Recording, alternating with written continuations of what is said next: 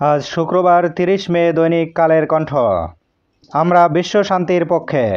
আন্তর্জাতিক জাতিসংঘ শান্তিরক্ষী দিবস উদযাপনে বললেন সেনাপ্রধান, আমাদের অঙ্গীকার মুক্তিযুদ্ধের আদর্শ এবং সাংবিধানিক নীতির ওপর নিহিত। জাপানে ডক্টর ইউনূস, শুধু একটি দল ডিসেম্বরে নির্বাচন চায়। গণতন্ত্র পদে পদে বাধাগ্রস্ত হচ্ছে, বললেন খালেদা জিয়া। ডিসেম্বরের আগেও ভোট সম্ভব, বললেন তারেক রহমান।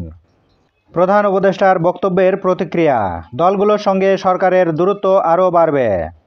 দিল্লিতে পররাষ্ট্র দপ্তরের ব্রিফিং, দ্রুততম সময়ে বাংলাদেশে নির্বাচন চায় ভারত।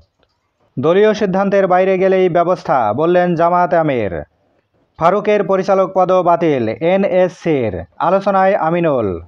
লিভ টু আপিল পর্যবেক্ষণ সহ নিষ্পত্তি। ইশরাককে মেয়রের দায়িত্ব বুঝিয়ে দেয়া নিয়ে ধোঁয়াশা। ভুয়া রাজনৈতিক পদবি দেখিয়ে রিপনুলকে গ্রেপ্তার। বাংলাদেশে এখনও অবৈধ ভারতীয় নাগরিক ৩,০০০-এর বেশি। বৈধতা পেয়েছেন ৩১,০০০। কড়াকড়ির মুখে চলে গেছেন ১২,০০০। হালনাগাদ তথ্যের জন্য আসছে নতুন সফটওয়্যার। এনসিটি ইজারার সিদ্ধান্ত প্রত্যাহার না হলে বন্দর অচলের হুমকি স্কপের। চক্ষু হাসপাতালে শুনশান নীরবতা। চিকিৎসক, নার্স ও সহায়ক জনবল কেউ হাসপাতালে আসেননি।